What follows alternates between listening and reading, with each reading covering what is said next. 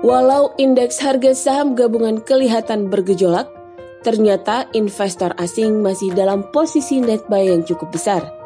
Kondisi global yang tidak lebih baik membuat pasar di negara berkembang menjadi seksi. Apa yang bisa dilakukan investor?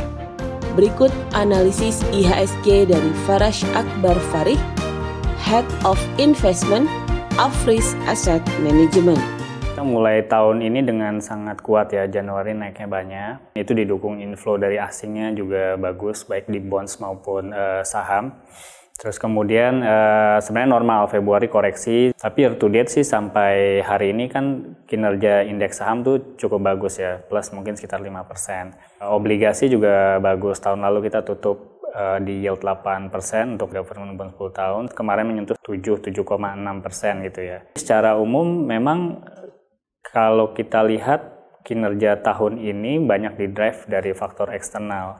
Memang akhir tahun lalu sampai third quarter itu kan sangat view-nya negatif. Fed Fund Rate naiknya udah 4 kali, terus kemudian ada ekspektasi ntar 2019 another 3-4 kali. Tapi tiba-tiba itu berbalik arah, ekspektasinya berubah. Wah, berarti di Amerika resesi bisa datang lebih awal sehingga nggak akan mungkin tahun 2019 naik 3-4 kali Fed Fund Rate. Paling banyak 1-2 kali, belakangan makin turun. Terus mulai muncul spekulasi tidak ada kenaikan, malah mungkin ada bisa turun. Nah, yang paling potensi ya kembali ke negara berkembang. Pada tahun lalu setelah koreksi dalam dan mata uangnya juga terpukul, jadi dari sisi investor luar tuh kelihatannya, oh kok jadinya menarik ya, mereka masuk ke Indonesia, saham tuh sekitar hampir 1 billion ya dolar, di obligasi malah sekitar 2 billion. Memang kalau dalam jangka pendek tuh sangat susah ya kita lihat pergerakannya. Tadi dari sisi valuasi tahun ini kita expect positive return.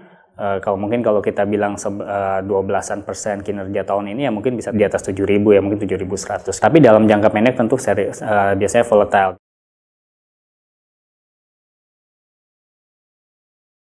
Kalau kita lihat valuasi tidak mahal, kemudian sebenarnya minat investor asing ke Indonesia dalam kondisi sekarang cukup baik. Tetap kita suka investasi itu di saham untuk pertama horizonnya jangka panjang, dan dilakukan eksekusinya tuh selalu secara bertahap. Jadi kalau investor individual terutama ya seperti nabung aja, bener, tiap bulan kita terima pendapatan ya kita sisihkan untuk investasi. Kalau misalnya seandainya terlihat ada market drop yang sangat drastis ya itu sebenarnya kesempatan emas buat kita untuk nambah. Kalau sektor pertama banking dengan interest rate kemungkinan tidak bisa naik tahun ini atau hanya sekali terbatas, saya pikir cost of fund banks juga nggak akan naik banyak.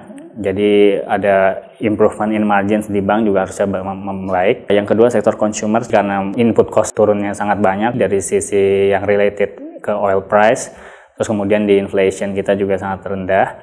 Saya pikir dari sisi margin di consumer goods juga bisa ada improvement di situ. Yang berikutnya adalah sektor otomotif. 2 tahun lalu sih mungkin salah satu yang paling berat. Distributor otomotif dia harus diskon besar-besaran di dealer.